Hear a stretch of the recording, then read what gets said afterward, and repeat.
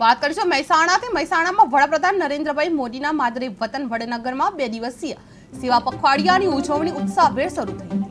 વડનગરના sports સંકુલ ખાતે સામાજિક કાર્યકર સોમાબાઈ મોદીના અધ્યક્ષસ્થાને નમો ખેલ મહોત્સવનો શુભારંભ કરવામાં આવ્યો હતો। મહેસાણા જિલ્લા collector Prajapati, DDO jasmine Hasrat, police વડા સોલંકી, જિલ્લા ભાજપ પ્રમુખ ગિરીશભાઈ રાજકોટ તથા ધારાસભ્ય સરદારભાઈ ચૌધરી સહિત રેલવે અધિકારીઓએ પ્રાકટ્ય કરી કાર્યક્રમનું ઉદ્ઘાટન કર્યું હતું। વડાપ્રધાનના દીર્ઘ આયુષ્ય માટે પ્રાર્થના સાથે તેમના જીવન પર આધારિત શોર્ટ ફિલ્મ રજૂ કરવામાં આવી હતી।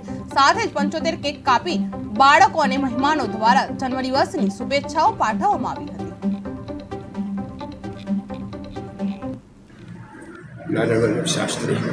શું કહેશો, આજે વડાપ્રધાનશ્રીનો જન્મદિવસ છે અને વડનગરના? મારું નામ શાસ્ત્રી સ્વામી નારાયણ લબ્દાજી। આજે મંગળમય દિવસ અને એમાંય પણ વડનગર માટે તો એક ઐતિહાસિક દિવસ ગણાય, કારણ કે ધાર્મિક નગરી, ઐતિહાસિક નગરી વડનગરના બનોતા પુત્ર એવા ભારતના વડાપ્રધાન, યશસ્વી વડાપ્રધાન ભાઈ શ્રી નરેન્દ્રભાઈ મોદીના 75મા જન્મદિવસે વડનગરની જનતા માટે તો એક મહત્ત્વનું સ્થાન ગણાય।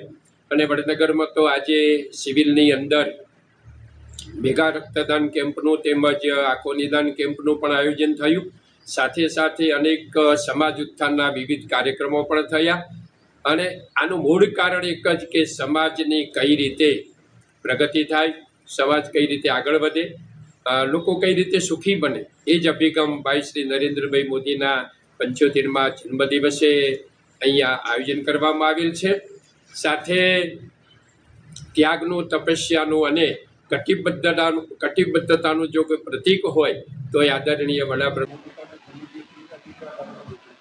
આજરોજ આપણા માનનીય વડાપ્રધાન શ્રી નરેન્દ્રભાઈ મોદીના 75મા જન્મદિવસ નિમિત્તે તેમના જન્મસ્થળ વડનગર ખાતે એક ગઈકાલે રક્તદાન શિબિરનું આયોજન કરવામાં આવ્યું હતું, જેમાં 150 જેટલા બ્લડ કલેક્ટ કરવામાં આવ્યા હતા।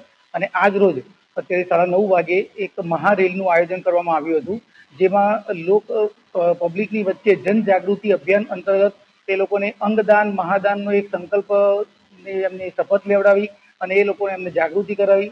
અંગદાનની સાથે સાથે નેત્રદાન અને સાથે સાથે આપણે રક્તદાન કરવાની પણ પ્રેરણા મળે એ પ્રકારનું એ લોકોને મોટિવેશન કરાવ્યું।